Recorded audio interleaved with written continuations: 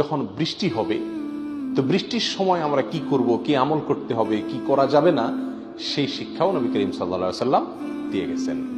অতএব বৃষ্টির সময়কার নবী আলাইহিস সালামের যে সমস্ত আমল ছিল, যে সমস্ত আমল তিনি শিখিয়ে গেছেন, করে গেছেন, সেরকম 6টি আমলের কথা আমরা আজকে শুনবো। সর্বপ্রথম আমল হলো বৃষ্টি হলে আল্লাহ সুবহানাহু ওয়া তাআলার কাছে একটি বিশেষ দোয়া পাঠ করা। বৃষ্টি হলে আল্লাহ সুবহানাহু ওয়া তাআলার কাছে একটা বিশেষ দোয়া পাঠ করা, সেটি হলো আল্লাহুম্মা সাইয়্যিবান নাফিআ। সহিহ বুখারীর হাদিসে আসছে নবী করিম সাল্লাল্লাহু আলাইহি ওয়াসাল্লাম এই দোয়া পড়তেন বৃষ্টি যখন হতো তখন, আল্লাহুম্মা সাইয়্যিবান নাফিআ। মাত্র 3 শব্দের দোয়া, আল্লাহুম্মা সাইয়্যিবান নাফিআ, অর্থাৎ হে আল্লাহ, আপনি যে বৃষ্টি ঢালছেন, নাজিল করছেন, সেই বৃষ্টি যেন আমাদের জন্য উপকারী হয়, ক্ষতিকর বৃষ্টি যেন না হয়। কারণ কিছু কিছু বৃষ্টি আছে যে বৃষ্টিতে আমাদের ক্ষতি হয়, ফসলের ক্ষতি হয়, ঘরবাড়ির ক্ষতি হয়।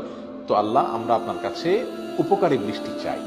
বৃষ্টি হলে একজন মুমিন এই দোয়া পাঠ করবে, আল্লাহুম্মা সাইয়্যিবান নাফিআ। যদি বৃষ্টি হতে হতে এত বেশি বৃষ্টি হয় যার ফলে রাস্তাঘাট ডুবে যায়, ঘরবাড়ি ক্ষতিগ্রস্ত হয়, ফসল ক্ষতিগ্রস্ত হয়, এক কথায় আমরা ক্ষতিগ্রস্ত হই, তাহলে নবী আলাইহিস সালামের আরেকটি দোয়া আছে, সেটি হলো আল্লাহুম্মা হাওয়ালাইনা ওয়ালা আলাইনা। একবার নবী আলাইহিস সালাম আল্লাহর কাছে বৃষ্টির জন্য দোয়া করেছিলেন, অনাবৃষ্টি চলছিল মদিনাতে। এরপরে আল্লাহ সুবহানাহু ওয়া তাআলা বৃষ্টি দিলেন, এত বৃষ্টি হলেন যে সাহাবীদের ঘরবাড়ি ওই বৃষ্টিতে নষ্ট হওয়ার, ভেঙে পড়ে যাওয়ার উপক্রম।